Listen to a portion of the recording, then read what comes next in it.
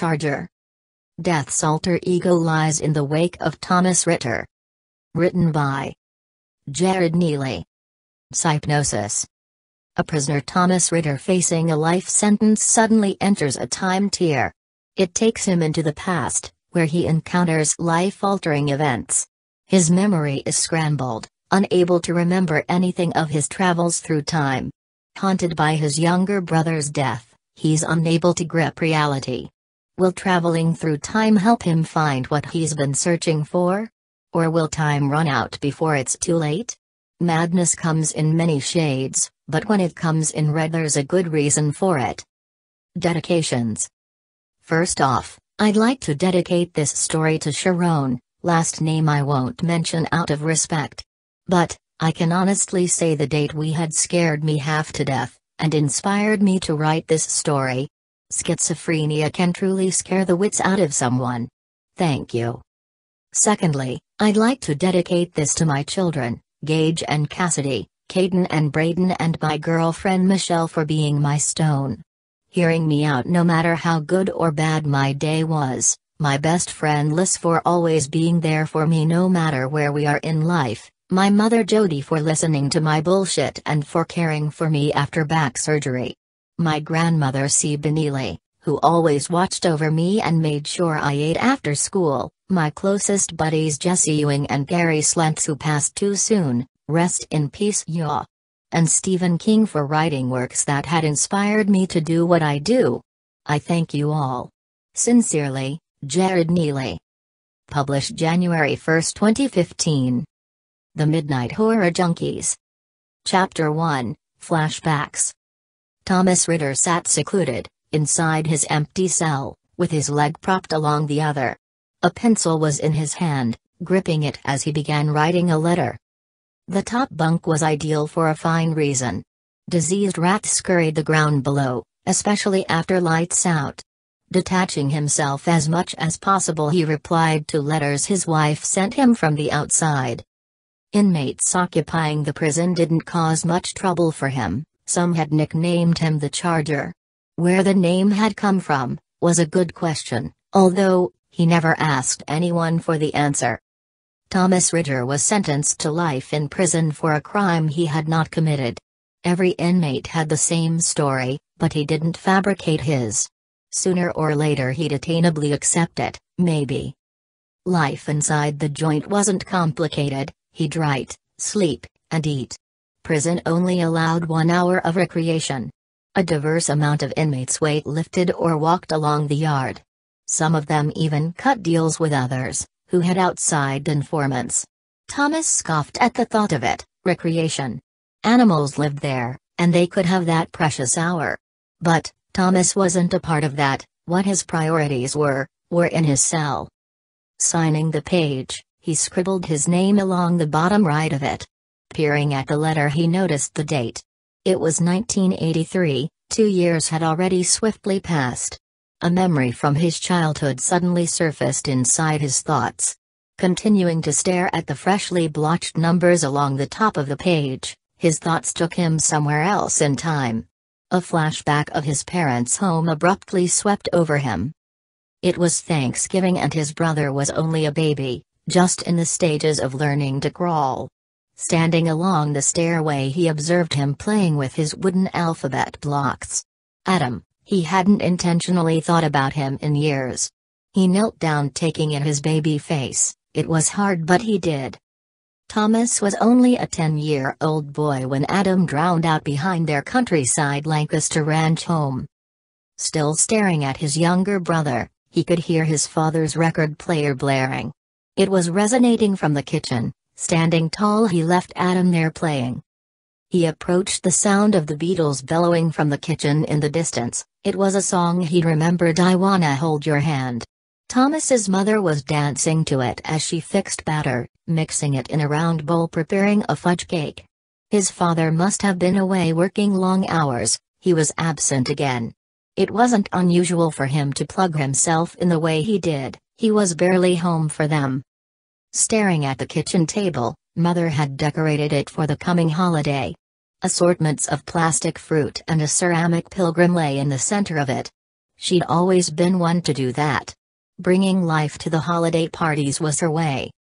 Suddenly, the overly honed pencil dropped onto the paper below. His eyes widened, realizing he had been daydreaming again.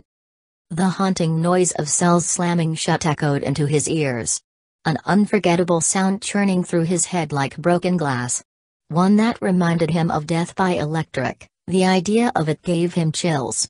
He had seen inmates take the walk.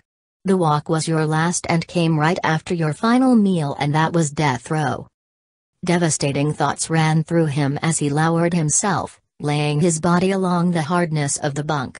His head was down onto his elbows, resting along the thin linen. He listened to his own thoughts. Earlier in time. The evening had suddenly arrived with a hideous colliginous sky and a classroom full of spilt blood. A horrific massacre had taken place hours earlier. Detectives trudged through snapping photographs and sketching profiles. Bodies were barricading the doorway and others were lying under desks. Trails of human remains etched a grisly scene in mist of a broken town. Lancaster, Arkansas, a town mostly occupied of simple folk, was a place thought of for its Southern traditions. On Saturday afternoons, families would turn on the set and watch either the Razorbacks, or whomever else playing that afternoon. Possibly, even catch Bonanza or the Andy Griffith Show, before turning over for the night. Their doors were left unlocked then, and it felt safe that way. Until now. It was January 9 of 1963. Months before Martin Luther King Jr.'s famous "I Have a Dream" speech, and the John F. Kennedy's assassination. Life has always been full of history-altering events, but in 1963 something even more amazing occurred, that had since been forgotten. Only one person had lived to tell it since then, and he's the lone one out of many who could tell the whole side of it all. Chapter 2, Prison Politics. Thomas Ritter stared at the filthy ceiling above him. It was covered in dead bugs and squash roaches. Listening to the inmates in the cell beside his, he could hear the night security officer making his way through. He ran a nightstick along the cold steel bars, signaling the inmates that it was time for lights out. The D block consisted of murderers and rapists. Thomas was neither. Adjusting was the most difficult part of his day. It seemed like every day inside the joint was just as traumatic as the first. The next afternoon the convicts on D block lined up for lunch in the chow hall, Thomas Ritter included. On both sides of the chow hall there was a guard inside a glass cubicle. He stood behind it punching buttons on a control board. Another guard in the cubicle was on watch, pointing a rifle out of a porthole towards any inmates who were let out. During chow release, only 8 cells were opened at a time, so just 16 inmates could exit and walk into the day room area. As he moved down the line, he picked up his tray and used a water dispenser to pour cold water into his state-issued plastic mug. Afterwards, he followed the black inmates in front of him toward a table to sit down. Thomas sat down at the next available table. One of the Chicanos who walked with him ended up sitting with the last black inmate in line, filling up that table. His table had an empty seat and was soon filled by an elderly black inmate. He, along with the inmates, were being rushed and ordered by the guards to finish their gourmet treat within 7 minutes. A guard stood by each table and all 4 men must get up and dump their trays, and only 8 inmates are allowed out of the chow hall at the same time. Thomas Ritter knew since his first day, never to share his food with any inmate. Inmates could be checked for doing it. There was a code behind the walls: prison politics. Always stick to your kind no matter what, or you could get beat up or stabbed for doing such a thing. The meal was chicken fried steak. Percy was the only inmate who'd taken a shine to him. His only acquaintance, so far it seemed to be enough to keep the wolves away. Sometimes shit would jump off in the chow hall. The guards were ready to fire a bullet to break up any incident. About 2 weeks before, a white boy shanked another white boy in the neck for a drug debt. He wouldn't stop, so the guard fired a bullet into his leg. The bullet ricocheted and hit a pie saw in his arm. Thomas sat beside Percy peering at his tray, his mouth was watering. He grabbed his plastic state-issued fork and cut a piece off, tasting it. The inmates called it mystery meat. It wasn't a surprise to him, it tasted like shit. It came in a box that says, "For institutional use only." Percy told him once that the stray cats that come around didn't even eat it. That's why he always asked for extra rice. They were friends in the inside, on the outside the scenario would have been a whole new ball game. Ritter didn't share face all too often. He stayed quiet and kept distancing himself from the other inmates. It was his way of dimming the fire inside. The fire inside of him gave him bad ideas. That only led to something worse, bad choices, such as planning an escape. The fence in the yard was barbed with razor wire and the guards had it in their sights. Nothing came in and nothing came out, it's the only way the warden wanted it. The warden, James P. Willington, was a man who talked little, and when he did, it was even shorter. Prisoners to him were just numbers, and when he called on you, you came. If you didn't, things became brutal real quick. Chapter 3, The Guards. Thomas was back in his cell. It's where he felt most at ease. Behind the steel bars, at least in there he could write. Peering down at the paper in front of him, he began reading another letter that arrived in the early morning hours. It was from his mother. It was unlike her to send one, which caught him off guard. Before he even could read it, the words began swirling unheedingly in his head. Overwhelmed, he closed his eyes in hope they'd stop, and they did. The envelope lay beside him, torn across the top. It had come in earlier, hand-delivered by a guard.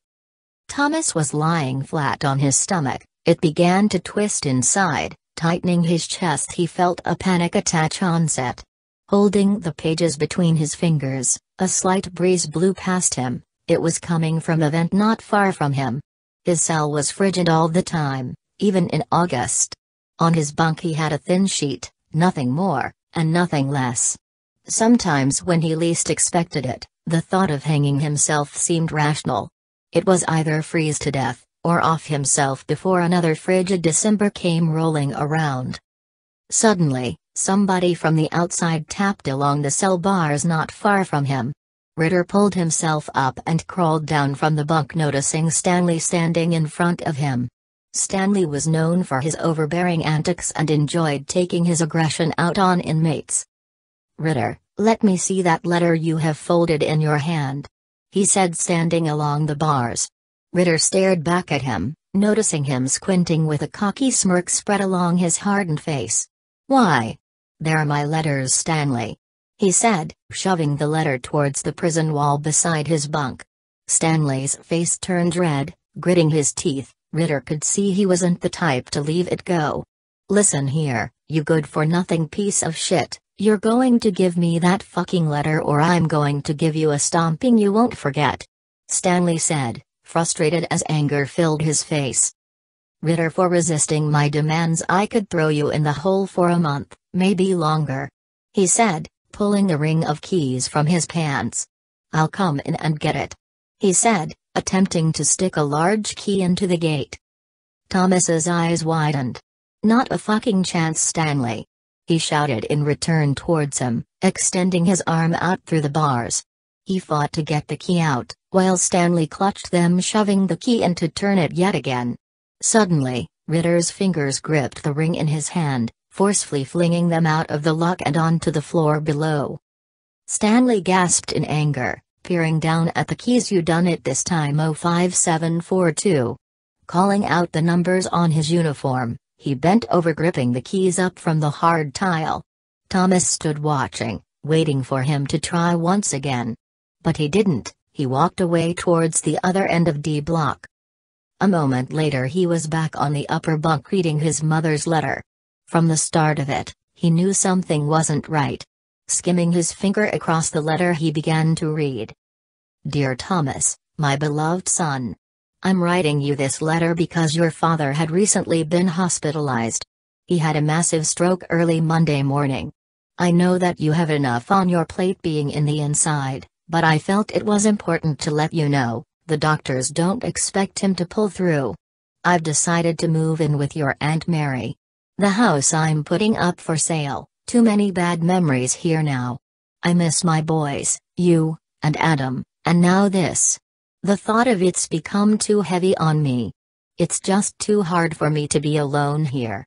Every time I sit out back behind the house, I see Adam playing there and relive the dread of him being gone. Just like, every time I walk past your bedroom I can't stop thinking to myself, that both of my kids are forever gone. I hope this letter makes it to you. I didn't know if I could even bring myself to write you. It's killing me inside to do this. Stay strong for me, and know you're always in my prayers. I love you, Thomas, but this will be a one-time thing writing you this. Forever and always I love you. Sincerely, Mother. Thomas folded the letter and tucked it back inside the torn envelope. Sitting there, his legs dangled from the bed, his mind was on many things. Especially, the thought of his younger brother. It's been a nightmare ever since. Another memory swarmed his thoughts, sweeping him back into a 10-year-old's body. They were outside. Adam was 4 years old, it was his birthday and all of the family had come over. A cake sat not far from him. Adam was sitting on a stool eager to blow out his 4 red candles. He was laughing, staring into the flames without a care to be had. His face was young and covered in sloppy joes. Mother had made them using her secret recipe, they were his favorite. Cousin Mitzi stood behind him, with her arms wrapped around him and the back of the chair. Thomas stared straight, watching the faces circled around the rectangle table. They were all amused by Adam. His reaction was spellbinding. His whole body was jumping in joy and he was spellbound about his cake. A plastic Scooby-Doo sat dead center of it. Thomas didn't remember the last time he'd seen him as vibrant as he was. The last time he'd seen him was when he dragged him out of the murky waters. The pond was only 50 yards out behind the house. They swam and caught crayfish there almost every summer until then. That was the last time he'd ever stepped foot by it. He watched him leaning against the countertop. The memory was surreal, as if he'd stepped back into 1967. He raised his head and opened his eyes, realizing he had nodded off writing again. Mother's letter lay beside it. The flashbacks were becoming more intense. He could feel his hands shaking as he placed his hands onto his face. His face was warm as he ran his fingertips down the sides, fighting to wake himself up. The daydreams had just started and seemed to becoming much more rapid, he silently thought to himself. Suddenly, the sound of inmates echoed around him. He could hear the guards running cell checks. They did this often. Some inmates were on priority watch, because of their violent histories. They would stash makeshift weapons in the ductwork or vents and other places they would find in their cells. Chapter 4, Hang Inside. Thomas stood by watching from the bars, assuming Stanley would soon be back and probably with a few more guards. He held on to the cold steel bars staring out, until he heard a scream come from the same block. It was a shrieking scream, the same kind he'd heard only once since arriving on D Block. A sudden patter could be heard from where he stood. A group of armed guards came running in his direction. The guards were holding rifles and were trudging towards the curdling scream he had heard. They passed him. As they did, Stanley peered inwards at him standing there by the lock. His spiteful eyes traced Thomas as he disappeared from his view. He stood along his cell holding the bars with both hands, listening to the commotion not far from him. The guards were arguing with one another, until one of them stopped and unlocked the cell. "Yes, sir," he used his sheet, he cried over at the rest, standing along. "I'll cut him down, but I'm not taking heat from the warden over this," shouted another guard, holding a nightstick. "Fucker had it coming, but the family won't be satisfied with it," he then added. He had a date lined up for this week, with old Sparky. Stanley said unemotionally. Thomas Ritter stood at his cell, and could hear them all talking amongst each other. Along the top bunk, he peered downwards at the puny cell surrounding him.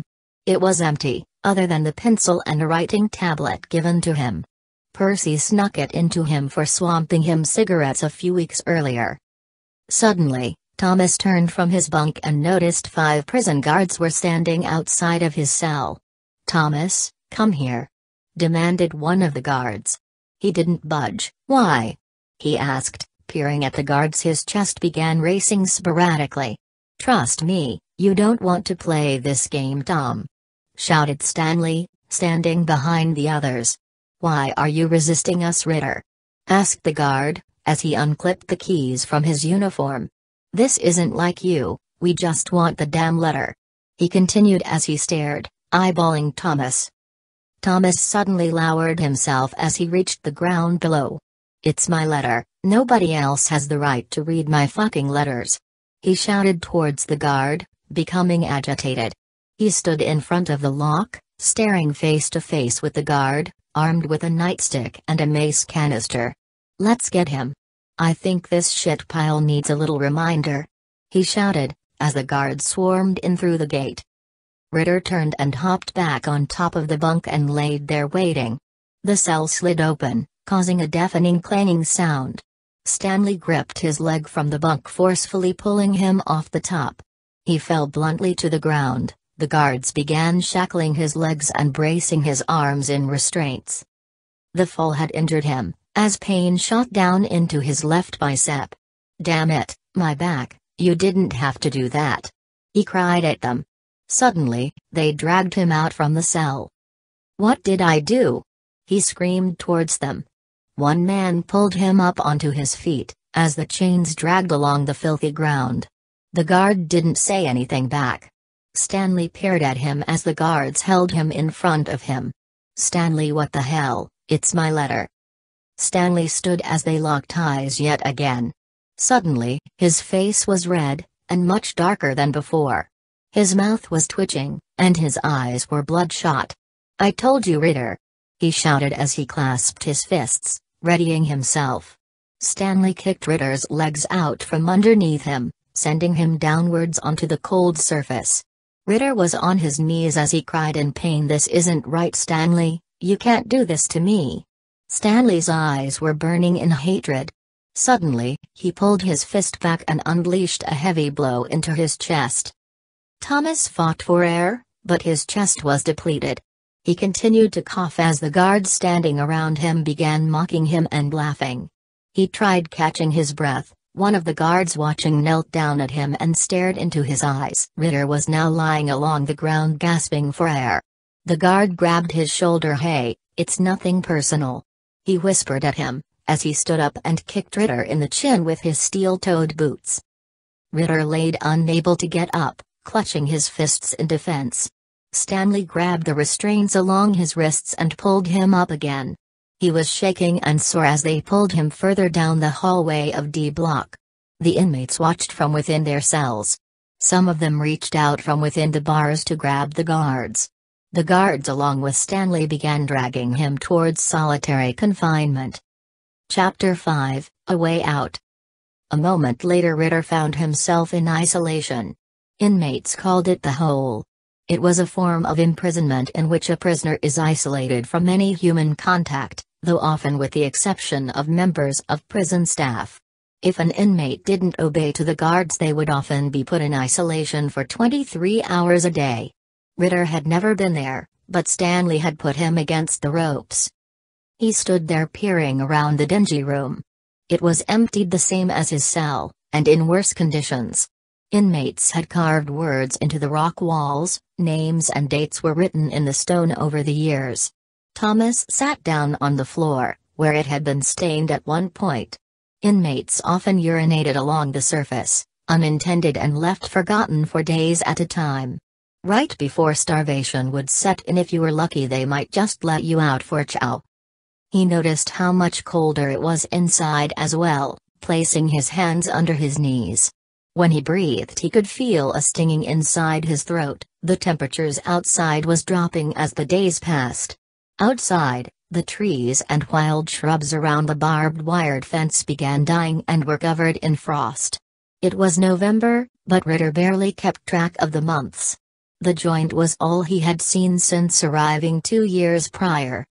Tapping along the filthy floor, he kept himself entertained, It could possibly be a while until Stanley came to his senses and released him.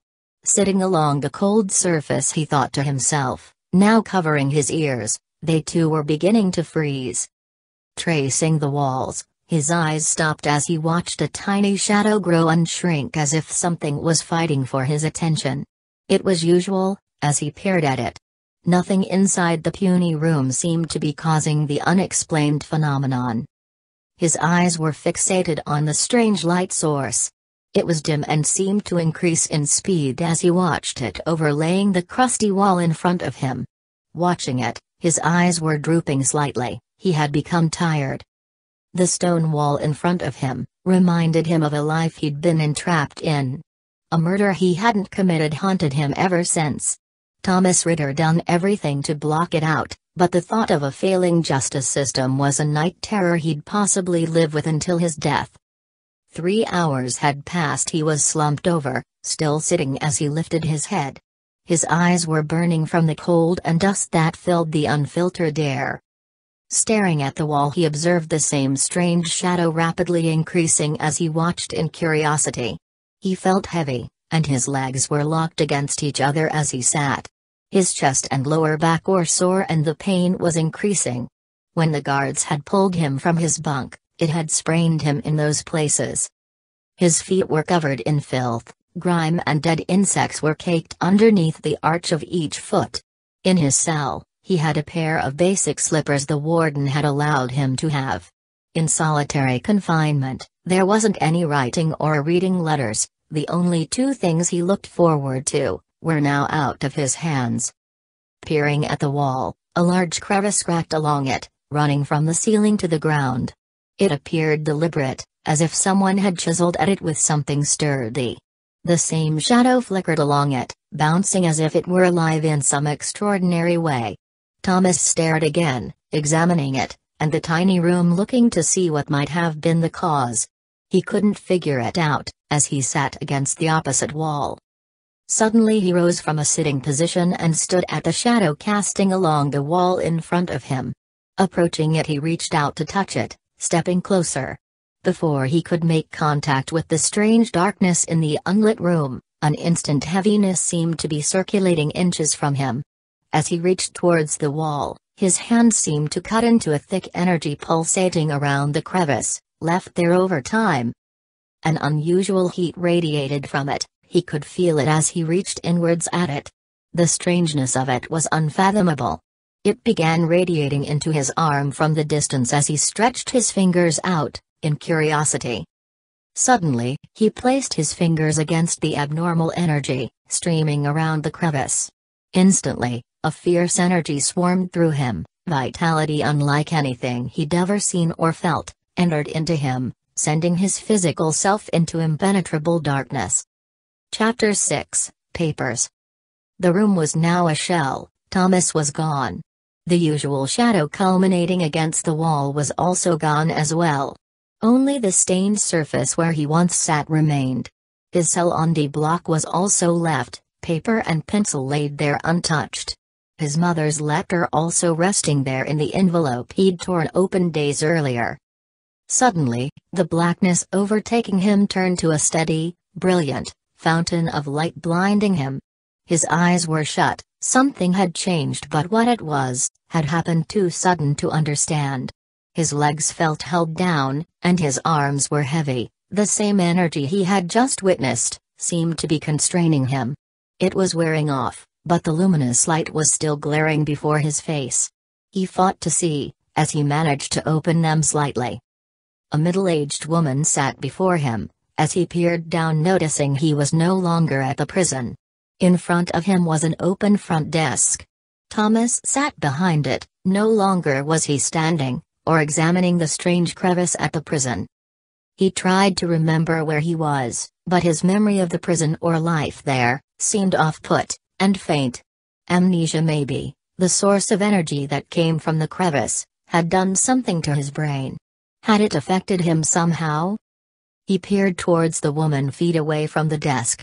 Her hair was brunette and she wore wire-framed glasses, reading with her head downwards into a small pile of papers. Thomas suddenly turned, noticing they weren't alone. Others were sitting at the same wooden desks. Younger people filled the room, teenagers, also with their heads tilted down and reading.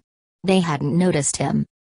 Thomas glared at the woman once again, realizing she was some sort of instructor, a teacher of some sorts. His legs were no longer detained, he could feel them, and his arms were loose again. But, he had no recollection of the room. He was calm, but something seemed out of place. He peered down at the desktop. A blank paper lay there, with tiny boxes to be checked off. He could feel something wedged between his ear and his head, as he reached for it. He clutched it, pulling a short pencil out as he examined it a moment. Fighting his mind, the unfamiliar place left him feeling displaced, but in his gut he felt even more lost and confused. Disoriented, he peered at the paper in front of him. A name was half scratched on it and for whatever reason left unfinished. Lester Bly. He wondered if it was his name, but the blank slate inside him had left no hints for him to figure it out. Lay, whispered a voice coming from behind him, as he turned to see. A teenage girl wearing a green headband stared back. She was smiling and wide-eyed. "We only have 5 minutes left, start checking those boxes, Lay." He realized she was talking to him. His face was straight, as he turned quickly back to the paper lying on the desk. Was Lester his name? It didn't sound familiar. He quietly began repeating it in his thoughts. Lester? Sitting in the seat, he gripped the pencil and began checking the boxes to a paper he was unaware of. There were 3 pages in all, as he read into it. None of it came back to him. Staring up a brisk moment, the clock along the wall was at 11, almost on the dot. The sound of pencils scratching into paper, he could hear it as the others hurried to finish. A test? He remembered nothing of it, or of the class, or of the girl who believed him to be Lester. Suddenly, the woman in front of the room stood up from her seat and waved a wooden stick at the clock. "Okay, everyone, put your pencils down, your time's up." The teenagers around him listened as they stopped writing. Thomas sat there watching, noticing a tall boy standing by the doorway. Nobody else seemed to notice him, as he observed from the desk. Then he fixated on the woman in glasses as she sat the wooden stick down on the desk not far from the chalkboard covering the front wall. The woman with brunette hair began walking towards Thomas, grabbing the papers from the desks. Some of the young people were holding their papers out in an attempt to get them to her. One student began talking to another about lunch, and others were laughing. "Hey, Lay?" asked the same voice from earlier, behind him. Thomas turned around to face the girl. She was staring at him and had a note folded in her hand. "Here, I'll see you at lunch," she said, still smiling, turning back at her desk. Before Thomas could turn around, a sudden shockwave, ear-splitting, as it echoed and shook the entire room. Startled, Thomas fell to the floor, dropping onto his knees, holding his ears, as he peered to see what it was. Teenagers were scrambling under desks, and hurrying for the windows, as another deafening blast blew past him. Lying along their floor, Thomas could see the tall boy blocking the entranceway leading out. He was gripping a sawed-off rifle, and aiming for the panicking crowd desperate to escape. Crawling towards the back wall, where some of the students had already been injured by the blast, he hid tightly under a desk lying on its side. He peered out again, as the tall man fired rounds into the room. His chest was shaking, and his mind was rushing for him to find a way out.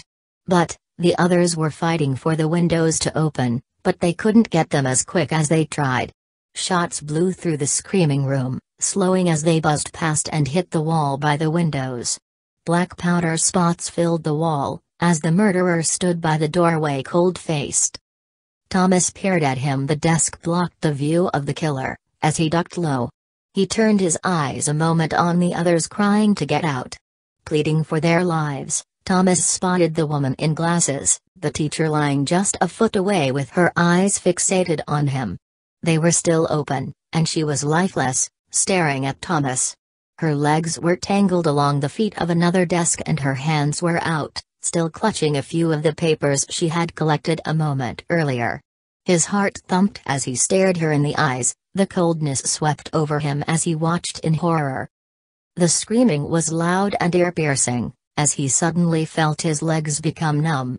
Wondering to himself, he quickly peered down at them to see if he'd been hit, but he wasn't.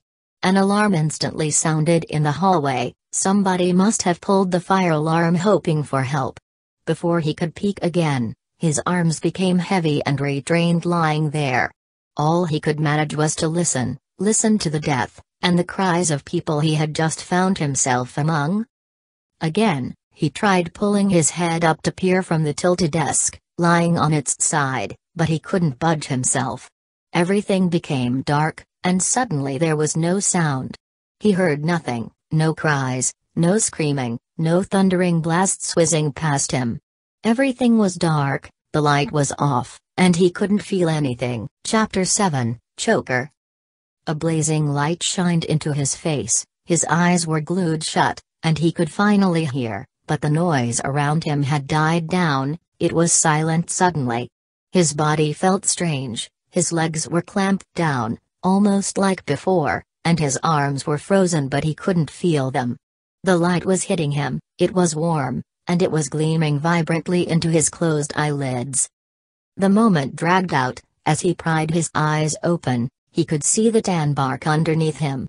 He lifted his face, still lying on the matted dirt and bark, noticing a group of children standing over him. They were giggling towards him. One of them had a mud streak across his face. Two of them stood there and they weren't as amused. The shorter boy, maybe 9 or 10, approached Thomas lying unable to move. "You son of a bitch, you think it's funny, do ya?" he asked Thomas, at a loss of words. His brain was just as scrambled as before, maybe worse. The school was a distant thought. It didn't seem real any longer, almost fading into the back of his mind. Everything he'd been through was riddling out. He couldn't think clearly. The young boy leaned over at him, grabbed him by the hair. "Get the fuck up, Shane!" shouting at him, his nails dug into his hand as he pulled him to his feet. The boy was wearing a dirty baseball shirt, reading Mets across it in bold blue letters. His face was covered over in filth, and his jeans were bloodied along his pant legs. A chain hung from his jeans into his pocket where he kept a leather wallet. 2 scars lined along his cheek leading to his eye, they were deep. His hair was greasy and uncombed, and he seemed troubled. Troubled, in an eerie, irregular kind of way Thomas hadn't seen in anyone before. There was something about the boy. The other boys seemed intimidated by him, as they backed away. They were now playing on the swing and crawling up the jungle gym, staring from the distance. One of the boys sat up top beside another, which appeared to be his older brother. He elbowed the younger one, and shrugged his head towards the woods. The woods were off in the distance behind the park, trees and rotten stumps filled the heavy vegetated area.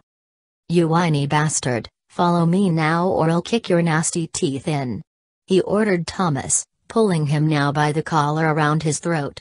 It was tightening as he stumbled to put one foot in front of the other.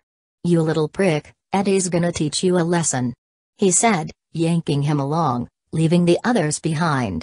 "Who's Eddie?" asked Thomas, fighting to breath, as perspiration began dripping from his forehead. His lips were like dried leather, and his chest was bruised. He could feel it with every step. But, he didn't remember how it happened. It felt as if somebody stomped on him. "Stop, you stupid schmuck," said the irregular boy, hatred spewed from him, as he backhanded Thomas across the mouth. He hit the grass, rolling onto his side. The wind was knocked out of him, his stomach felt like a paper bag after being filled with air and then stomped on. Laying there holding his gut, a card lay beside his face. It was a school identification card. A 5th grader was on the front. He peered at it, examining it as the name didn't register anyone he had known. "Pete Sidney," he read it, and just as he did the sinister boy kicked him in the back. Spit flung from his mouth, as he held his stomach, crying. He was clutching the school ID in his hand, as the maddening boy leaned over and ripped it from his struggling hands. "Look at this faggot, Too bad nobody's going to ever see him again," he said, almost smiling afterwards. "The same way nobody's going to see you again, coward," he said, eyes glaring towards the woods. An unfathomable cold filled his pupils. Only a serial killer in the making would possess such a thing. "Eddie!" he screamed out towards the darker part of the woods. As he pulled Thomas peered back at the others still sitting along the bars watching. They did nothing to intervene. "You're 10 years old and not one trace of fight in you, Shane Donapue." "Dono, what kind of name is that anyway?" shouted the corrupted boy. "Sounds like a bitch's name," he said, pushing him down again. His face went into the grass this time, his lips split as he fell. He didn't know who the boy was talking of, or who the boy even was. The park didn't look familiar either, or the others left behind terrified of the angry boy. Thomas Ritter gripped the ground, using his sneaker as he stood again. The abusive boy smacked him hard in the back of his neck. "That's a good bitch, now move it," he shouted at him. "Why are you doing this to me?" asked Thomas, who the boy believed him to be Shane. He remembered nothing of either, but couldn't grasp the situation as hard as he struggled. "Eddie, where are you?" he screamed again into the thickness of the woods. They were now deep in and out of sight. The others were now out of view from where they stood. The hateful boy suddenly reached behind a tree stump, releasing his grip on Thomas's neck. Thomas took a heaping breath in, trying hard to regain himself. His mouth was dripping blood, and his stomach felt caved in, with every breath being more painful than the other. Thomas turned, noticing the boy holding up a decapitated dog head. It was severed from a Rottweiler. It dangled there a moment. Blood ran down his hand as he held it by a chained collar, its tongue hung out and was also draining onto the ground below. "Sick, isn't it?" he asked Thomas, standing in disbelief. In the boy's other hand he held a straight blade. It too had blood on it. "I guess you get to meet Eddie today," he said, tossing the head at him. He fell backwards as the head rolled across his shirt, leaving its blood on him. "You did that?" Thomas asked, almost fighting for words. Horrified, he caught his feet and stood by the Rottweiler's severed head, trying hard not to look at it.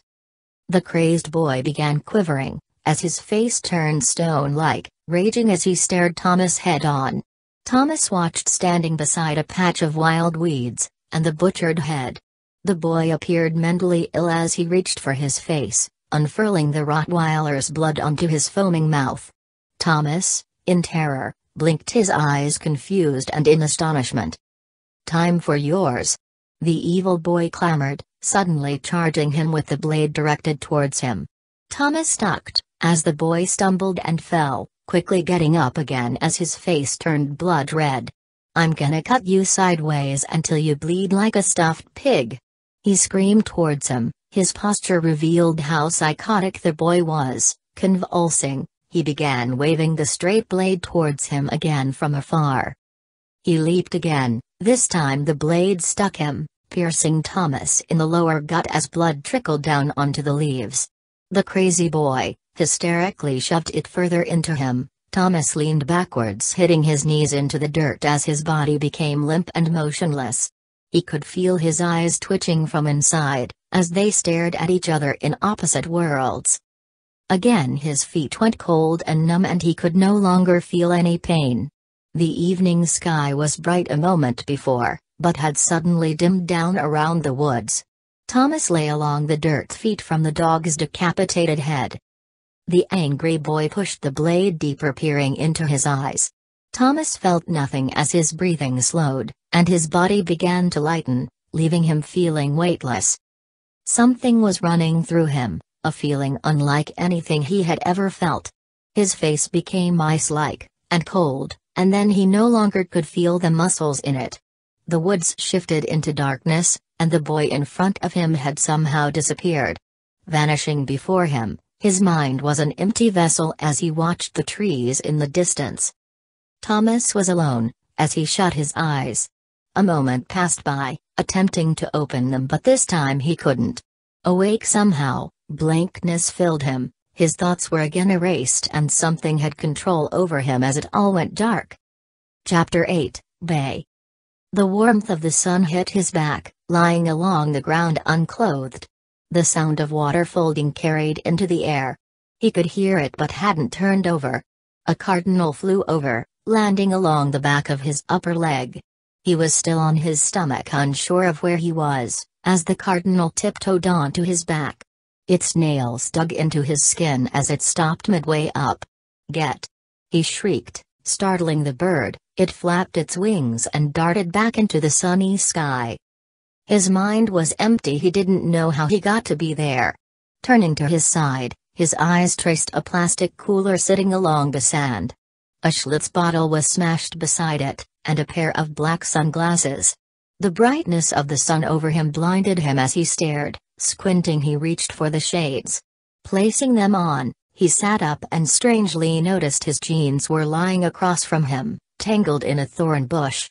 One sock was on his foot, the other was nowhere in sight. His face felt blushed and burned. He touched it, realizing he must have been there for a good while. Standing along the embankment, he treaded over, prying his jeans from the jagged thorns. Thomas pulled them up, watching the water a yard off from him. He didn't recall being there in the past. Waves wrinkled inwards at him, almost reaching his bare feet. Stepping back, he turned, surveying the woods surrounding him. As he scanned the location, he spotted drag marks along the sand. They lead to where he was laying a moment before. Somebody or someone had obviously placed him there, but why? A folding chair was rolling along the edge of the water, broken and in pieces. In the distance he could see the clouds forming. They were becoming darker and closer. It gave him the notion that a bad storm was on the horizon. The sun glimmered down at him, as he stepped closer to the water, noticing a sandal pinned underneath the water. Dipping his bare feet in, he picked it up and turned it over as the water drained from it. The water felt warm, but carried a strong fishy odor. The other sandal was missing as he stepped into the shallow water, reaching the scattered chair. The water was darker and sandier and harder to see through, as he dived in with his hand. A second later he pulled the other sandal out, wedged underneath the chair. He spun around back towards the beach, placing the sandals on his feet before leaving the water. It was mid-afternoon and the beach was abandoned. The only sound he could hear was the sound of sand squishing underneath his sandals and the subtle tides washing up and back out. He peered into the thick brush surrounding the area. Dreadful isolation was filling him, as he walked towards a clearing where there appeared to be a man-made path. Thomas entered into the pathway, spotting a ripped t-shirt lying along the high grass and golden weeds. "Kiss" read across the middle, with a tongue and a peace sign also. He lifted it from the high weeds. It was torn along the shoulder, as he pulled it over his head. Peering out, he could see the darkened clouds nearing rapidly. The path was covered over in the same golden weeds and other high vegetation as he pushed vines and other debris from his way. Thomas trudged along for a short while, but there was still no sign of life. Until he reached another path that interconnected with the one he was on.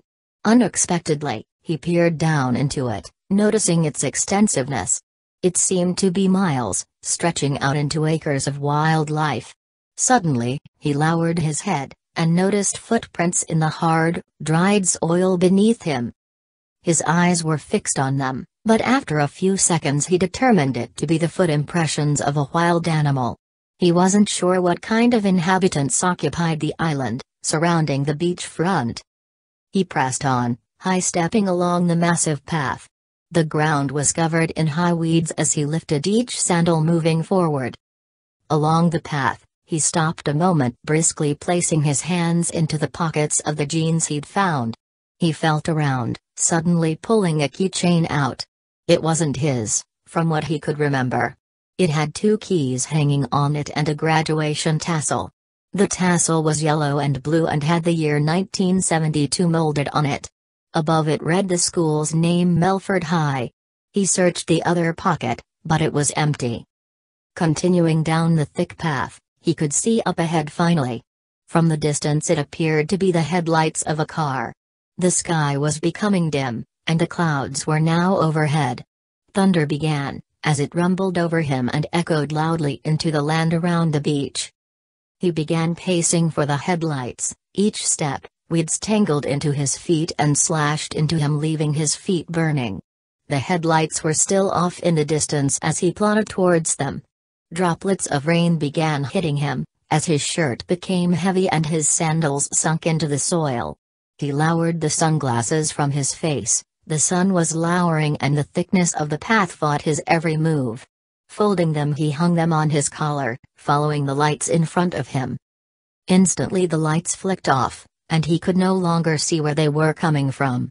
Unsure of the time, it soon appeared to be nightfall. He could still hear the water in the far-off distance. The waves were becoming more forceful and driven. Thomas stopped in his tracks, tilting his head upwards, catching rain in his mouth. His mouth was dry, as he consumed the fallen rain as it drenched him. Heading in the direction of where he believed to see the headlights, the night sky was now black. Stars were shining from out the clouds, as the rain began to slow. He stared onwards and could see something off in the brush ahead. It wasn't the same lights as before. It was smaller and orange in color. The light was steady as he hurried towards it. As he approached, he could hear the water more distinctly, splashing and burping as it hit the edge of the bank. Chapter 9, Depths of the Deep. Reaching the end of the path, he stood there, realizing it was a dead end. Water flooded underneath as he watched out at the sea. The light was out of reach, miles out. Thomas could see what appeared to be a cruise ship, and the lights were shining aboard it. It was heading in the opposite direction, as he stood there sopping wet. His clothes were covered in broken wild berries and debris. "Son of a bitch!" he cried to himself, kneeling down to rest. The rain had finally come to a rest also. The moon was above him, full. It lit the sky enough for him to see just in front of him as it casted light along the water. All of a sudden, he lowered his head, noticing something floating against the bank. It began bobbing up and then down, as he stood watching closely, as the waves pushed it closer. His eyes were fixated on it. He fought to get a clearer view. Climbing down the side of the bank, 2 feet in diameter, he held onto an unearthed root growing out of the surface. Holding on tightly, he leaned over the water and put his hand in to retrieve whatever it was. It bobbed up again, as he grabbed a hold. His face froze instantly in fright, as he fell into the cold water, crashing fiercely. His body plunged under, as he fought to reach onto anything to pull himself back out. As he popped his head from the water, he could see the body of an attractive woman floating along, dead.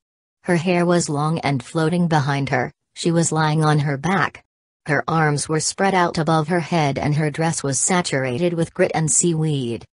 Thomas treaded above the water, using his hands and feet.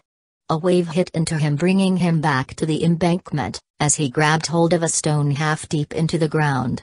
He used his strength as he yanked his body from the depths of the ocean side. Back up top on the bank, he spotted a large bamboo shoot leaning and half broke, lying against a wild shrub. Thomas kicked it as hard as his sandal would allow. It didn't break. Then he tried once more. As he put all his weight into it, it snapped onto the ground, causing a loud cracking sound. Back on the ledge, he stood leaning, pushing the shoot towards her body. He quickly tried to get it between her underarm and dress, hoping to pull her in.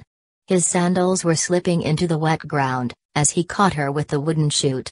A moment passed as he struggled to bring her in closer. The dress was weighing her down into the forcefulness of the salty water. Again, he climbed down towards her, cautious not to fall in.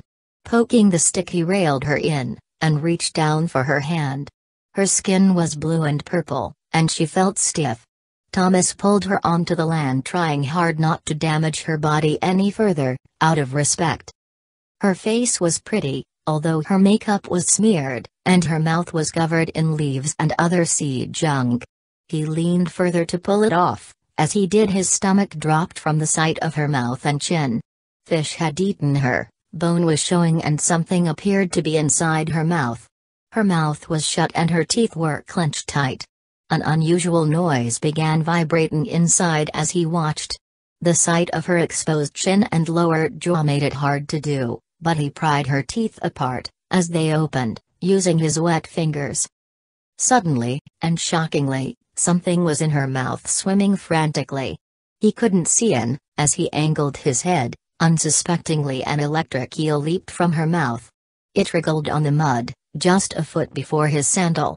Thomas gasped, watching it, as he peered back at the girl once more. She was lying stiff against the wet surface. The waves were still exploding by him. Bending over to see her face, he took it in. She wasn't anyone he'd ever known, at least from what he could remember. That night he slept beside her cold corpse, until he abruptly awoke. The sound of a helicopter flew above them both. His eyes widened, in hopes of getting away from there, but seconds later it was gone as quick as it came. Thomas stood with his eyes in the air, until he could no longer hear it.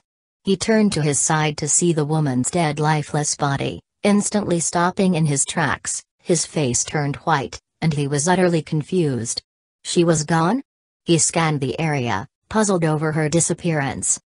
Thomas had both of his hands pressed against his head, as he knelt down where she laid just a few short hours earlier.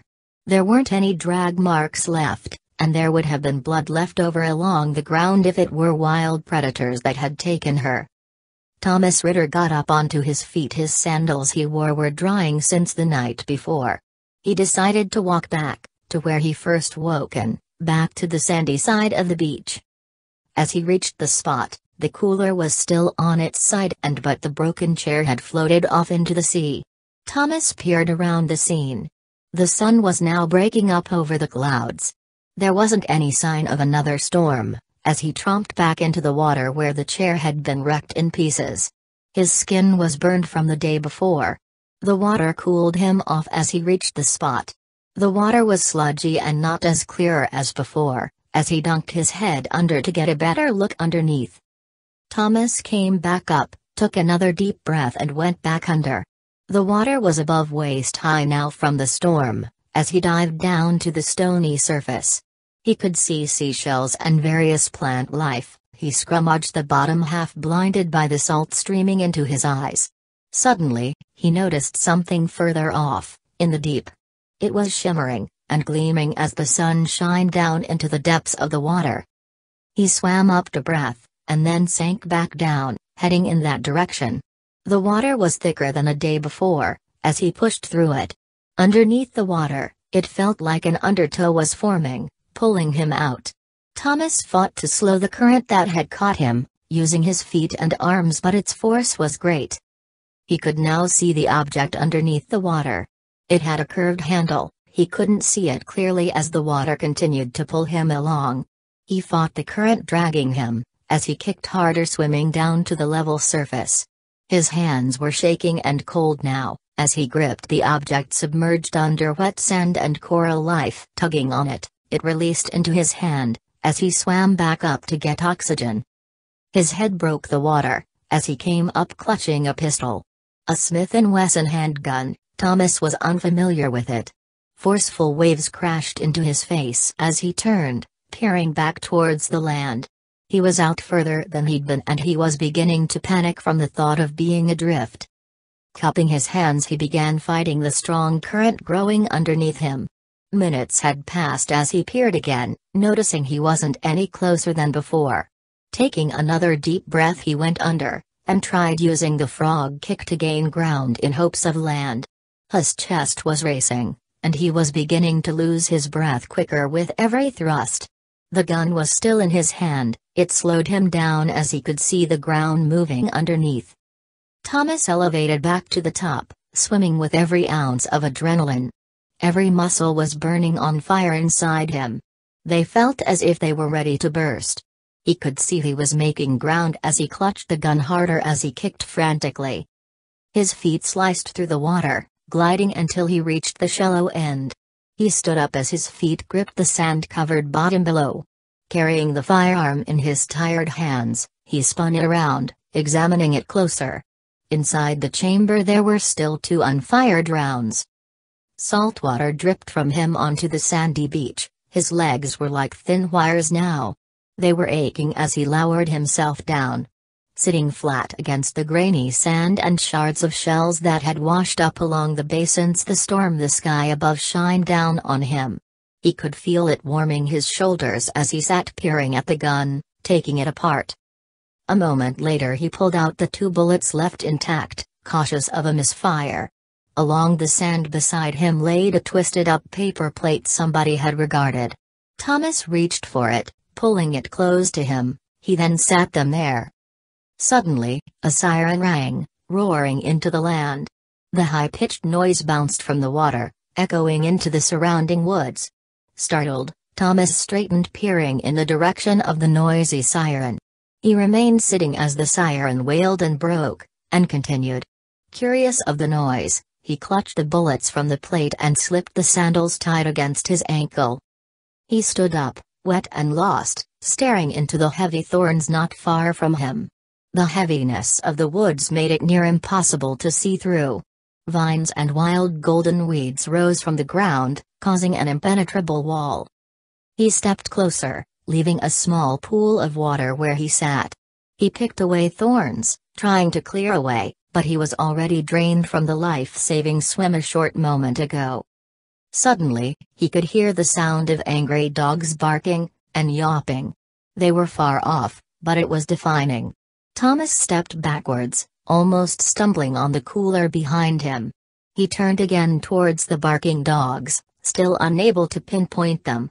The gun was in his hand, as he slid it behind him in the waistline of his tight jeans. Instantly, he could hear men hacking away in the distance. They were yelling and screaming at the dogs, but he was unable to hear what was being said. He could hear the sound of their machetes hacking through the thick woods beyond, as it rung into his ears. Thomas had become wary, as he turned facing the ocean waves wrinkling in front of him. Standing in his silence, suddenly a police chopper hovered over him. It flew quickly by, passing over him standing there. It was flying low, but he was unsure if they had seen him. It was all very sudden. His hand was along his back as he felt the gun. He stared one more time towards the oncomers, as his mind raced in anticipation of what to do. The men appeared eager to find something or someone, as they continued demanding each other and the dogs to get through the wild brush. Thomas stood along the jagged sand, nervous and lost. It seemed like eternity as he awaited the men. From where he stood they appeared to be furious and determined to get there. The thought of the deceased woman washed up into his thoughts as he stood straight before the heaviest part of his surroundings. Her face flashed in front of him, as he pictured her lying along the sand. Her hair tangled in rotten seaweed, and under ocean. Her chin and jaw half gnawed apart from tropical fish. The eel swimming in her mouth, and how her eyes were fastened shut. He hadn't stared long the first time, but the memory was vivid as any he'd ever had. Something about the woman gave him chills. His arms and legs were forming goosebumps as he stood reliving the thought. He blocked the men out, as he thought harder into it. Thomas suddenly placed his hand into his jeans. Pulling the keychain out from his pocket, he observed it closely. The year on it still didn't mean anything to him, but the colors did. He didn't understand what made the blue and yellow significant, but it somehow sparked inside him. "We're gonna find him," shouted a voice, clear as any, but still deep out in the vine-covered woodland. Chapter 10, The Rundown. Suddenly, somebody from behind the thick briars and thorns fired a shot. It didn't hit him. Thomas checked his shirt and there wasn't any blood. His eyes were sharp. He watched into the bushes but still couldn't detect the men coming his way. He could hear chains clinging about, possibly being pulled by search dogs. Who were they searching for? He wondered as he stood tall before the overgrown weeds. His hands held on to a thin tree sticking out from the sand. His chest was pacing faster now. He didn't remember how he got there to begin with. "There he is, damn it, get him!" screamed an unidentified man in the distance. The dogs were huffing hard, barking and dragging the chains towards Thomas, from behind the mess of wild weeds. Thomas turned and ran straight for the path. His sandals were flopping into the mud, as he pressed on for the ledge, where he found the woman's body floating a night before. As he ran, weeds smacked into his shins, leaving him cut and bleeding. He didn't hear the men anymore. They were further now, and so was the barking. He crouched down a moment, breathing heavy in need of water. His head was spinning and a massive migraine had taken over him. He peered down, noticing his shirt had ripped worse.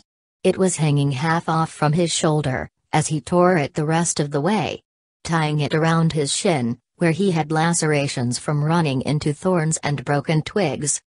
Still crouched, he listened carefully to the water not far from him. It was gushing and splashing as it hit the embankment. It would only take a few minutes to get there, hopefully the men wouldn't find him, he thought. He wiped the sandals with his hand. They were getting slick and harder to run in. The rubber wasn't holding up either. Soon he'd be barefoot again. He could see the stitching at the soles fraying apart. Thomas got up from the ground and slowly treaded towards the direction of the ledge. As he made his way, something caught his attention. In the high weeds not far from the trail he could see something unusual blowing in the subtle wind. It wasn't there earlier, or he would have noticed it when he went back through. Approaching it, he stepped over the golden weeds up to his waist. Underneath the wild plants he could hear an animal scurrying about. Hopefully it wasn't poisonous. It suddenly hissed at him, as he jumped back in fear of it. Thomas held his hands near his face, clutching his fists against it. As he made it closer, whatever it was had run off. He lifted his legs over a broken tree trunk, as he reached the woman lying there in the tall grass. It was her hair he had seen. It was flowing in the wind, drier than the night before, but some kind of insect had made a nest inside. Placing his hands inside, he picked it out as best he could. Suddenly, 1,000 baby black widows poured onto his feet. Biting his lip, he kicked his feet, desperate not to get bitten. Smacking his legs and jumping in the high plants, he noticed most of them were already climbing away into the dirt. "Nasty little bastards," he whispered, limiting the noise he made. He was shaken over it, itching his body and face. It was a phobia he had since a boy. Staring at the woman, he could see a dark bruise around her throat, he missed before. She also had a puncture wound along the back of her scalp that appeared to be a gunshot. Thomas felt for the pistol, noticing it had fallen out during the scuffle to get away. "Great, just fucking great," he shouted out of anger. Out of nowhere, screamed a voice. "Lay on the fucking ground." It was one of the men. The others hadn't reached him yet with their dogs. Thomas turned, peering him face to face, placing his arms high in the air. "I'm surrendering, but what for? I don't have the slightest idea," he said, stepping out from the body of the unfamiliar woman. "Murderers like you always get what they deserve, either in hell or in prison, asswipe," the man shouted about a yard from him. "Murderer?" asked Thomas, confused by the man's remarks. The man was wearing camouflage and had a mask and goggles over his face. Raising a handgun at him, the man was noticeably nervous. "Now, like I said, drop on the ground and interlock your hands behind your head," he shouted again. His voice was that of a middle-aged male. Thomas complied, as the man came towards him, lying there overshadowed in high weeds and plants. The man in army gear walked behind him, guiding him back towards the others. The dogs weren't barking any longer as they reached the sand spot, where Thomas had first found himself. The man in goggles didn't say anything as he shoved him through the tiny clearing. His machete hung from his side as he pushed Thomas through the trailway of slashed vines. The other men were gone, already ahead of him. They must have seen him with Thomas and decided to turn back and wait. As they both followed the man-made trail, the corpse of a dog laid on its back. It was covered in blood and had a survival knife rammed into its sternum. "What the hell is that?" asked Thomas, but the nervous man didn't speak a word. He continued to push him from the back, as they made it further into the clearing. Vines and rocks covered the ground where they walked. Thomas couldn't hear the water now, they had gone too far. He attempted to listen again, but the man pushing him grabbed his shoulders and shoved him harder. A moment later, he could see a car parked just before the woods. The country air hit his nose as they walked together, in its direction. Leaves were fallen from the trees by the two. They landed softly onto the ground where they both walked. The car was older. It didn't have lights on its roof either. Something seemed off to Thomas, as he walked ahead of the man. As they reached it, the man opened the back door and forcefully shoved him in. Thomas landed on his face and belly as he slammed the car's door behind him. His hands weren't tied, as he let them go. Squirming onto his butt, he peered out from the side window. The man wasn't there, as he observed the outside. He was inside a '65 Pontiac Tempest GTO. What police officer or a military official drove such a vehicle? He thought quietly. The windows were tinted black, and there was a cigar burning in the dash-tray. The smell of black licorice radiated from it, as Thomas peered again to see the man. Outside, the wind was becoming stronger, as more leaves began to fall onto the hood of the supped-up hot rod. The man had vanished. It was strange and eerie to him.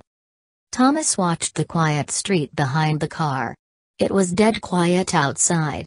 Nobody had passed since he got in. He didn't see any houses either, only the country landscape filled the windshield as he stared out. The road was shaded and dark, and trees grew over on both sides. Chapter 11, A Rough Road. It was daylight still. Thomas sat along the bench seat in the back. The leather was cool against him. The shirt on his leg was still tight, as he loosened it and took it from his shin.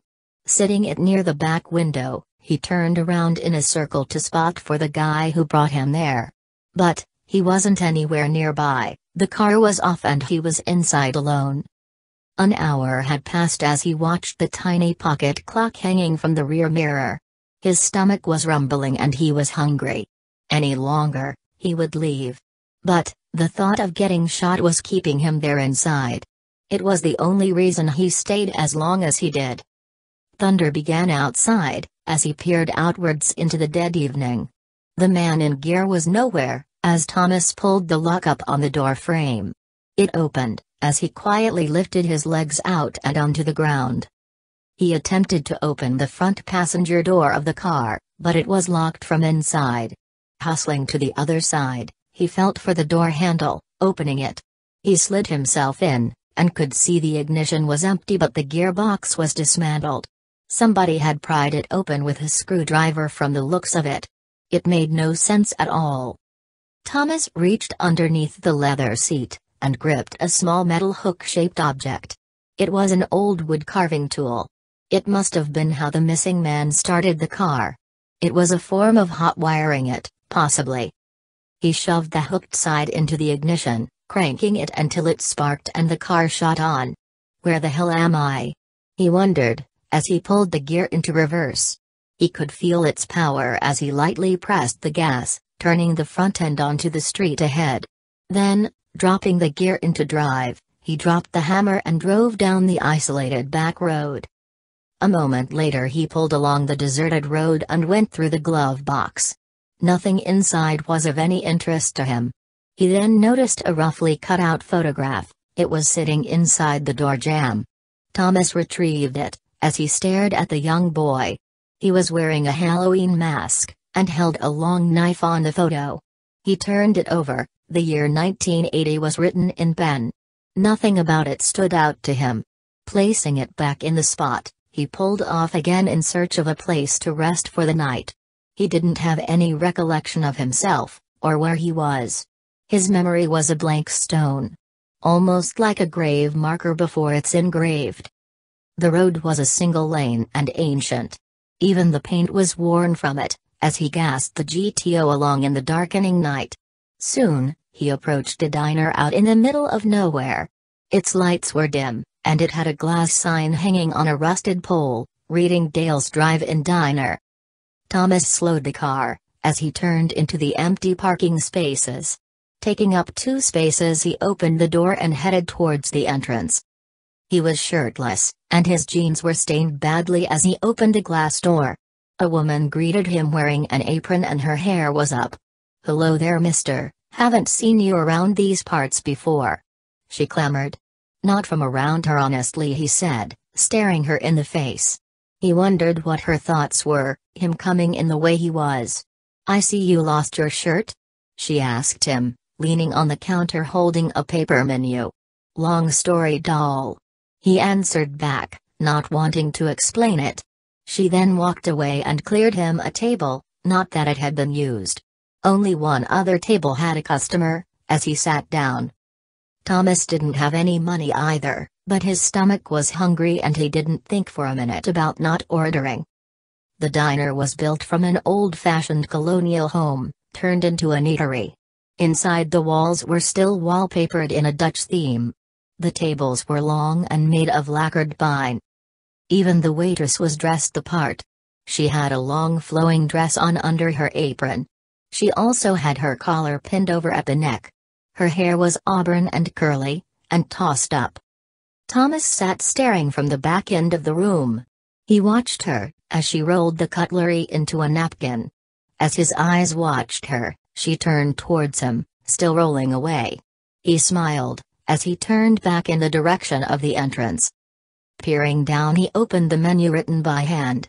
Suddenly, the door swung open and the man from earlier stormed in. It sent a cold breeze into the room, almost sweeping the menu from his hands. Thomas shielded his face with it, in desperation.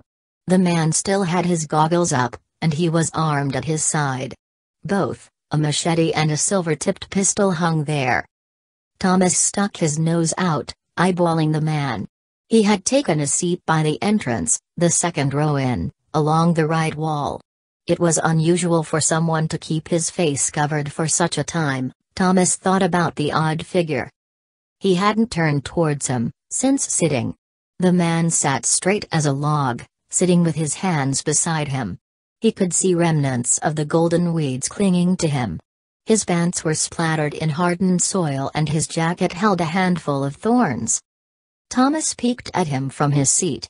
Suddenly, the waitress circled over to him and stood at his right side, blocking the view of the strange man he encountered earlier. Thomas wondered how he had gotten there as soon as he did. He could see the Pontiac gleaming through the row of box-like windows. The windows steaming up as he glared outwards into the night. The GTO was sharp as ever, one he always dreamed of owning. "Sir? I can take your order now," the woman said, holding a pencil and small tablet at her waist. She was holding the point of it down against the paper, awaiting him to speak. Thomas sat silent, as she soon tucked them both into the center pocket of her apron.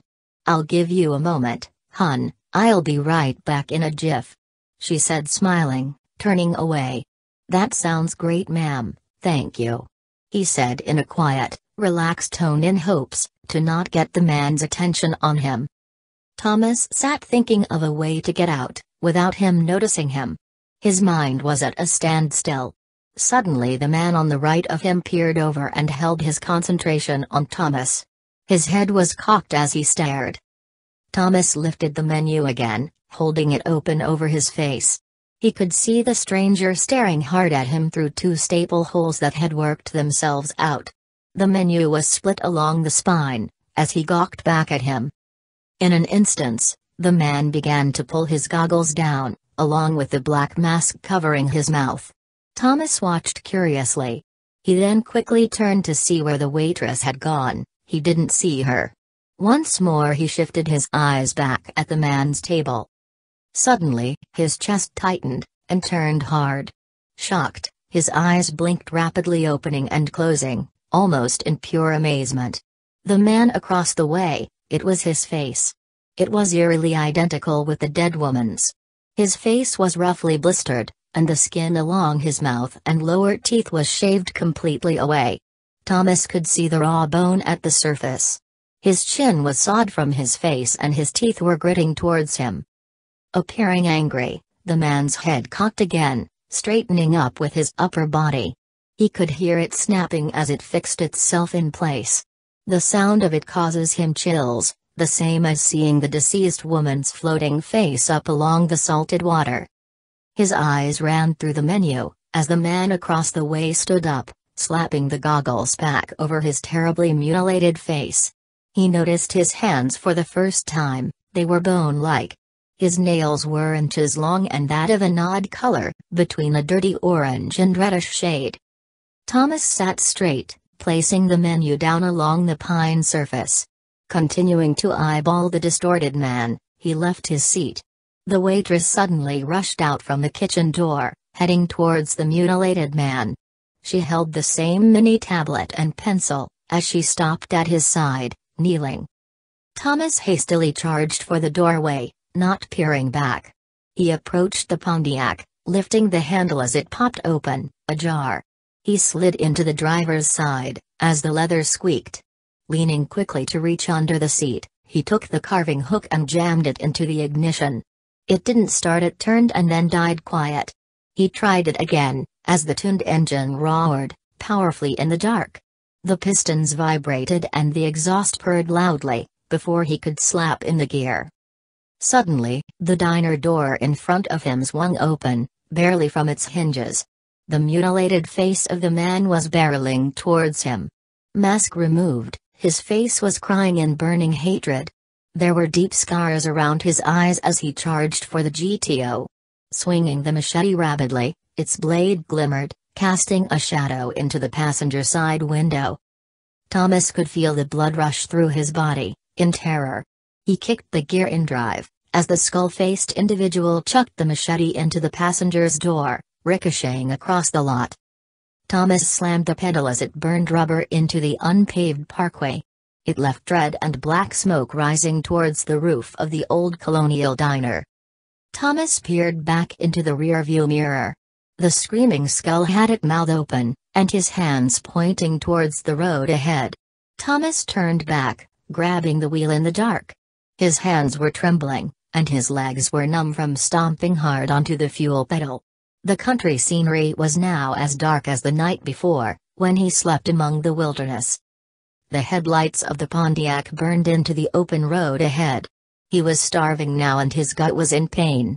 It squeezed and tightened, as he held on with his right arm against it. A sign reading Maple Cave 1 mile shined before him on the shoulder of the old stone highway. He hadn't seen a sign in miles. He would take his chances. As the GTO hummed to a slow roll, he turned off the isolated highway. Two signs hung along the road, one read Sanford Street and the other one at its side read Maple Cave. Thomas Ritter aimed the hot rod towards the winding road and into the unknown. Another sign hung along a telephone pole reading Maple Cave Campers Resort. Pressing on in that direction, he glared into the rear view once again. Thoughts of the unexplainable man ran through his confused mind. He tried to process the thoughts, but he couldn't find reason. Releasing the gas pedal, he coasted down the darkened road.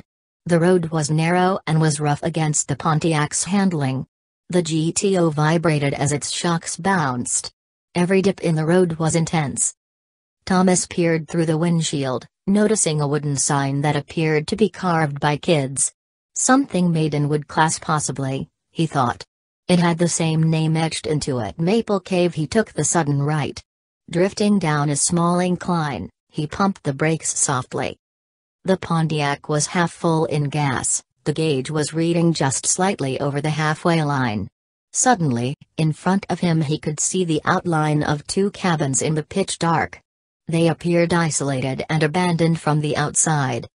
Thomas pressed the brake line in, as the car came to an instant halt, as it dug into the stones along the driveway. He then jerked the gear into park, as he shut the engine down. Standing along the outside, a walkway formed with various rock formations, lead to the front deck of the nearest cabin. Thomas pointed his head upwards as he observed the cabin. It was 2 stories high. The siding was stripped off, but some of it remained. It looked as if somebody had started reconstructing the outside and had stopped in the middle. Antique shingles covered the siding underneath, giving it a haunting appearance. It wasn't your typical log cabin, it was pushing closer to that of a shack, a very large shack if that. Chapter 12, Back on Board. Thomas Ritter approached the door. As he stepped up onto the deck, It was dark, and hard to see inside as he pressed his eyes against the window near the door. The glass was split down the center, as if someone had thrown a stone at it, or slammed it down too hard at one time. His eyes fixated into the darkness, but he could see nothing. Blinded by the night, he tried the door handle, turning it. Suddenly, he turned around back towards the Pontiac. It felt like a sledge had hit him straight in his lower extremities. His face froze in fear of the figure, standing in the distance. His eyes widened as he watched. He could see the silhouette of someone staring right back at him. They stood in total silence. The darkness and the tall blackened trees covered the resort. The gleaming moon spilt onto the field behind the figure, where a white mist rose from the swampy field. Behind that, a cave of towering trees on both ends of the field hung over. Thomas stood for a brisk moment. The figure in the dark remained still and silent. The Pontiac was to its left and out of reach for Thomas. On the deck, he slowly stepped back onto the handmade walkway. Again he stopped to watch out at the strange sight. He stood on the rocks a long dragging moment. As he did, he could see it wasn't the man from the diner. The unusual character was taller than him, and was heftier. Suddenly, a buzzing fly landed onto his head as he smacked it away. Not even a second had passed, and another landed in the same spot. He shooed it off, as another came and another. They swarmed him, buzzing and fluttering in his ear, trying to crawl inside. Thomas turned in terror. Turning back to the cabin, he ran to the left of it, circling around it. The figure was still standing in the same area by the classic Pontiac. He ran, almost tripping over an old stump, sticking inches out from the ground. The grass was overgrown and weeds were left untended for some time, as he ran through them. He turned, peering back, in fear of the man. His chest raced harder, and his mouth was dry and thirsting for water. Nobody was there as he ran for the water.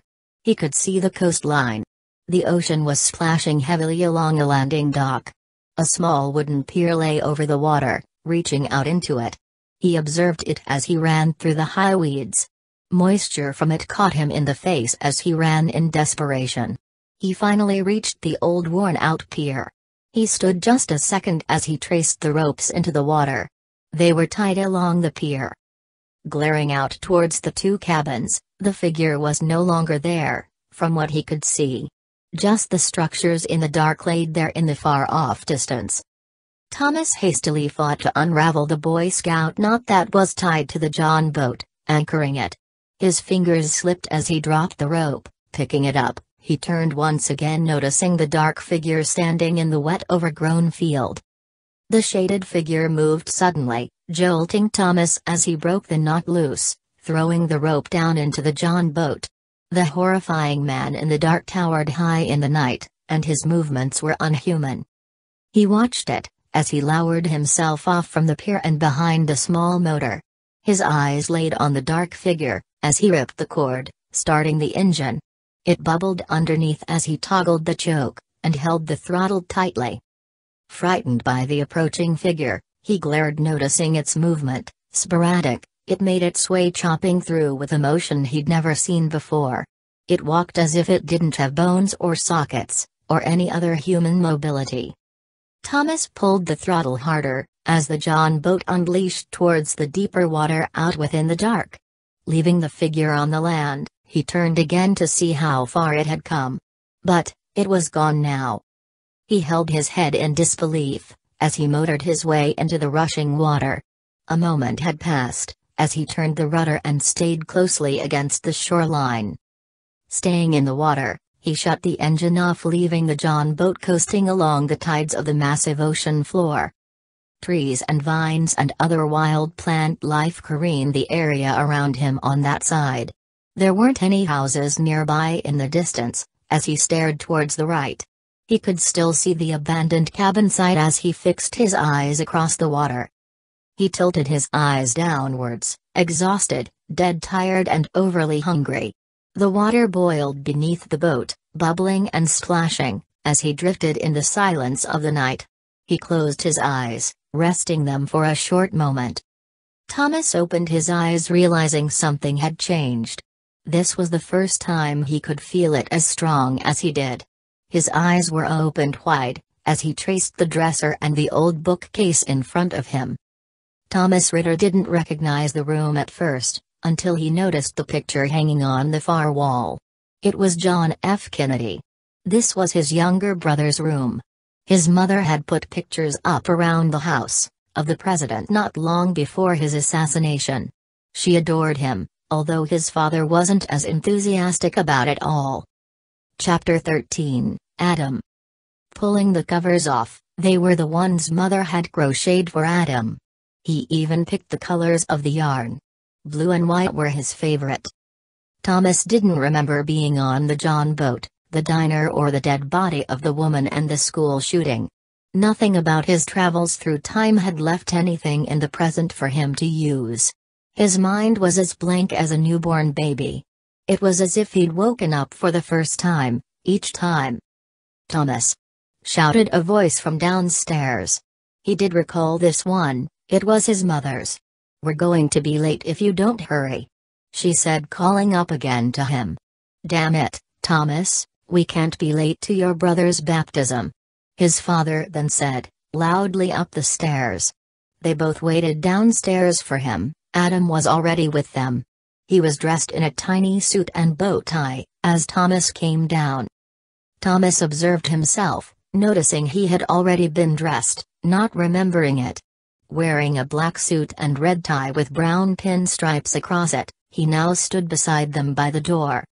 His father seemed in a hurry. Opening the door, the car was already running outside. The lime green station wagon was the one his father had gotten cheap. A deal he couldn't resist. His older brother had won it after a horse bet. He didn't have a use for it, selling it to him. Thomas remembered it all very clearly, as if it'd been only a day ago. The rest of them followed as Thomas sat beside his younger brother Adam in the back seat. Adam had a toy in his hand, a tin tank. It was once his, but he'd given it to him after he lost a tooth. He remembered telling him that he was the Tooth Fairy's helper, and gave him the tank. Adam's face lit like an oil lamp as he handed it to him. There was nothing like it, being an older brother. Thomas always wanted one, when his mother and father had complications. Until that day, they came home one afternoon from the local doctor's office with the special news. It changed him forever. In the back seat, Thomas and Adam sat silently as their father drove. Mother was on his side, holding his knee and fixing her hair in the fold-down mirror on the visor. The radio was off, as he drove down the decorated town ahead. Christmas lights hung from the street signs and stoplights. They blinked in many colors as they passed by. Thomas poked his head into the window. The glass was frigid, and his nose became cold quick as he lifted his face from it. It left a smudge of his mouth and nose, as he wiped it with cuff of his suit. "Adam, I missed you, buddy," he said, turning to him in his seat. He turned at him smiling. His hair was combed to the side and still damp from a bath Mother had given him. His hands were still holding the tank, his cherished toy. "I see you have the tank?" asked Thomas, as he patted his younger brother against his shoulder. Adam didn't say anything. His face was wide and he smiled forward. He appeared to be excited for his baptism. Suddenly another car came flying out from a side street before his father could see it. Everything went black, as the wagon flung onto its roof and spiraled into the sidewalk, hitting a pedestrian head-on. One of the front doors had flown off from the impact, and Mother had been rejected out onto the frosted ground. She was bleeding profusely as she lay silent, not far from the scene of the man's body. Suddenly, everything around had gone black. His body and hands and everyone left inside the station wagon began to dissolve into darkness. "Wake up," said a little voice, a voice of a youngster. "Come on, Thomas," he said, smacking him in the back to wake him. Thomas was sweating, and his face was wet. His eyes were shut tight and he was lying. "Let's go outside," the little voice said again, inches from his ear. It was Adam. Thomas remembered nothing of the accident, as he rolled over. "Hey Adam." he said, wiping away the crust built up around his eyes from the sleep. Adam stood in front of him, as he pulled himself up from the hard mattress. Thomas sat along the bed scratching the back of his neck. His hair was a mess and he felt as if a train had rolled over him. "Okay, Adam, give me a couple minutes and I'll take you," he said, as he smiled.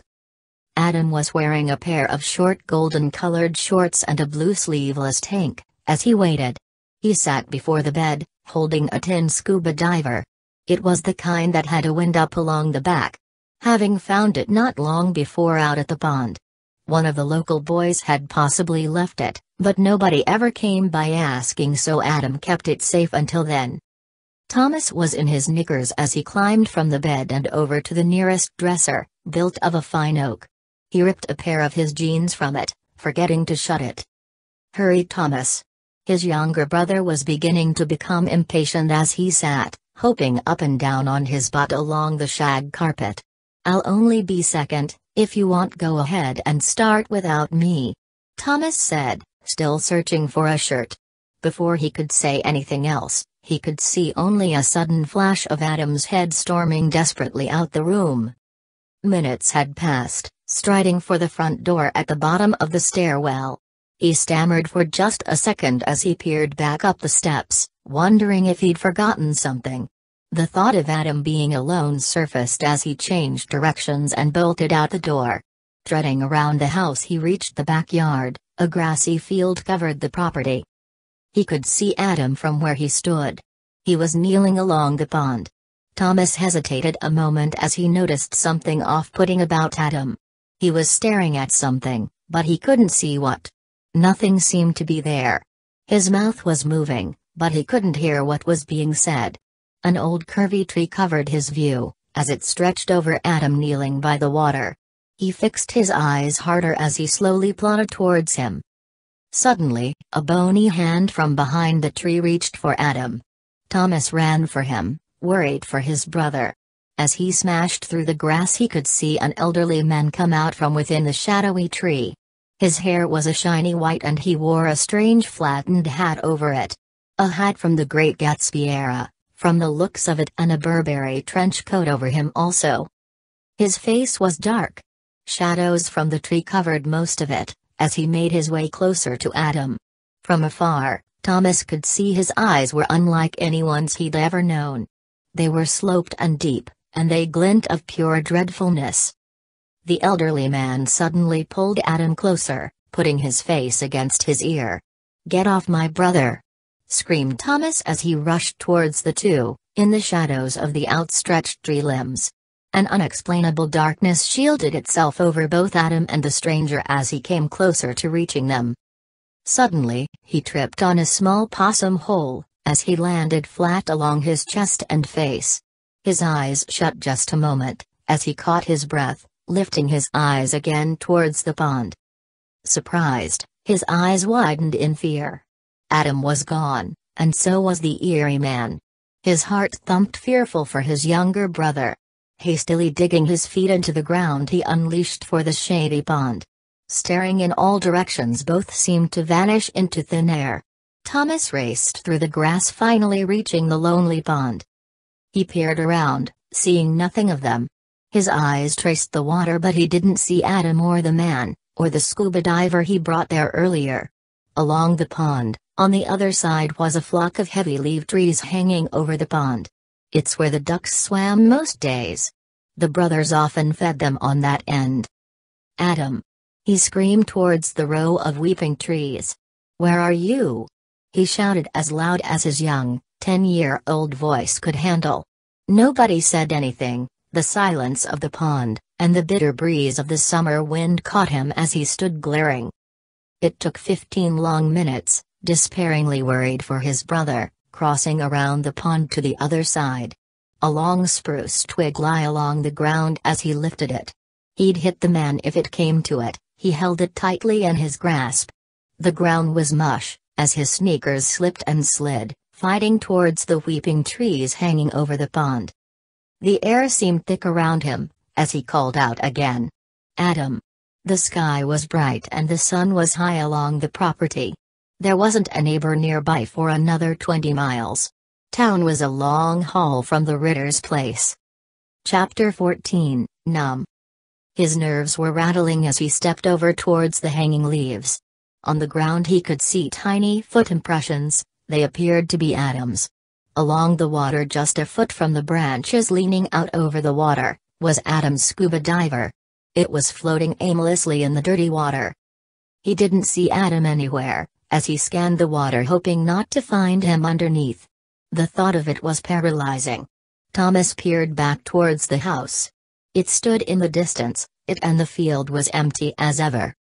The smell of the elderly man lingered along the pond. The smell of original flaconets breezed through and over the water as he stood there in shame. He was shamed for leaving his brother unattended with a stranger. His head dropped in hopelessness, the thought of him being kidnapped wrapped around him. An hour had gone by, and not a sign of Adam. He'd now head home and tell his parents. His stupidity had taken him away, he'd tell them everything. How he left him go alone. It would be the toughest thing he'd ever do. The thoughts of it all made him sick. He felt windless and weak to the knees as he turned away from the pond. Tom.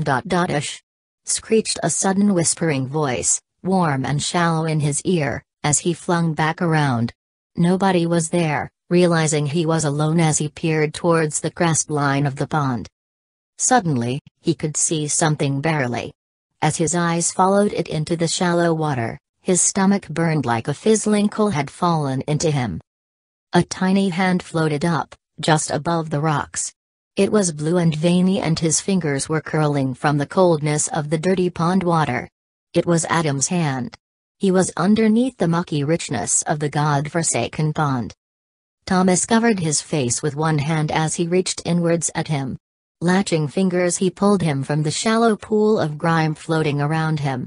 He bit down onto his mouth, as he felt the tiny bones in his fingers against his, and the frozen feeling of him being dead. It was stomach-turning. His clothes were covered in pond soot. Thomas peered down at him, heartbroken and gagging inside over the loss. His brother's face was a pale blue and his eyes were open and bloodshot. He could feel them on him, the same as the voice a moment before. "Adam, was that you?"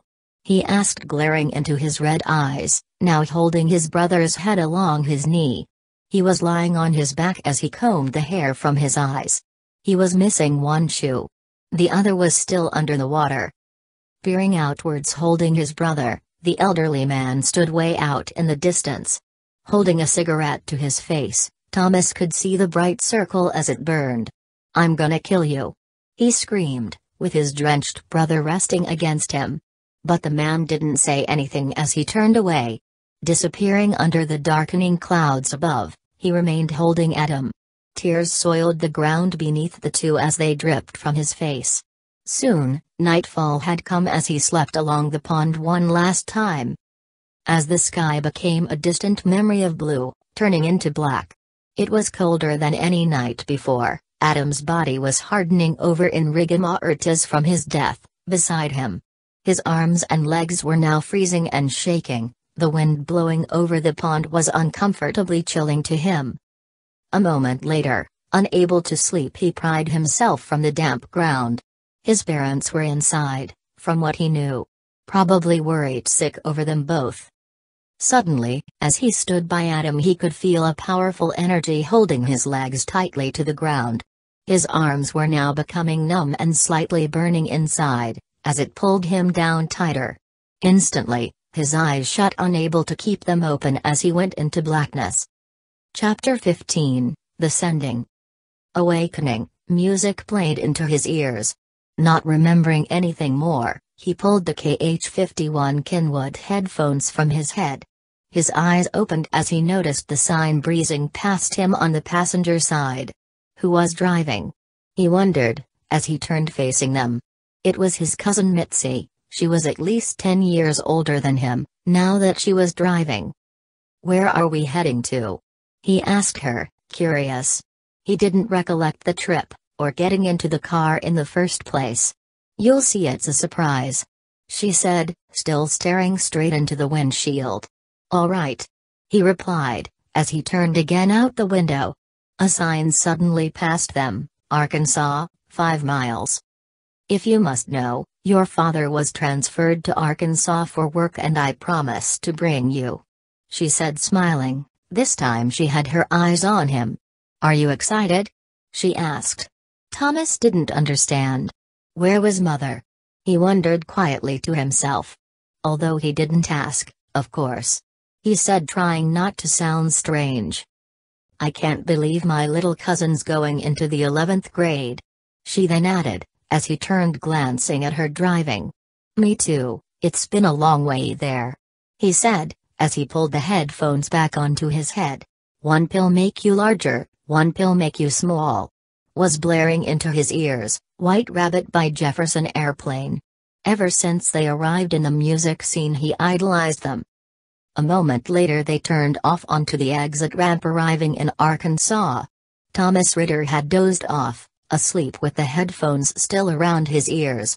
We're here, whispered Mitzi to his left. She then turned at him, noticing he had fallen asleep.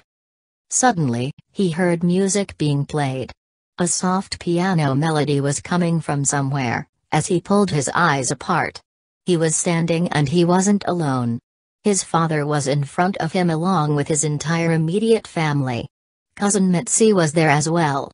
She was dabbing her face and eyes with a hand-sewn handkerchief. His father stood holding an umbrella. Rain was drizzling down as they stood closely together. Thomas stared at him. He appeared troubled and his face was bright red. As he watched him he could see his eyes were tearing up also. His head was tilted downwards, staring at the ground. A hole was dug deep into the soil there. A cave plot. His eyes blinked as he took a closer look. A large pile of dirt sat a foot from it, ready to be poured back in. He curiously turned around noticing a yellow bulldozer was parked not far from the group. Thoughts and worries suddenly came into his mind. Whose funeral was it? He wondered as he stood in the rain, dribbling down on him. Not remembering anything prior before arriving. The preacher began speaking not far from him. Jesus said to them, our friend Lazarus sleeps, but I go, that I may awake him out of his sleep. No more than a few seconds had passed by, as Thomas turned towards the narrow road leading back towards the funeral home. A black Cadillac hearse was parked halfway into the grass with its back door hanging open. He could see the top end of the casket sitting there inside. As he watched, standing by the gaping grave, the pallbearers suddenly trudged over to the hearse to carry it over. 2 men he didn't recognize lifted the front of it, as his father and the neighbor Mr. West lifted the back end of it out. He turned again, peering at the cavernous hole, where there was no stone yet placed. Where was his mother? He wondered, as he began to feel sick. He remembered his brother's drowning, but that was about it, as he stood anxious and silent with his hands tucked into his dress-style pants. Something inside him told him something terrible had happened to her. The cemetery was only a mile or 2 from his parents' property. He'd been there before when his grandfather Edmund passed away. But he didn't remember that either, only Adam's untimely death plagued him.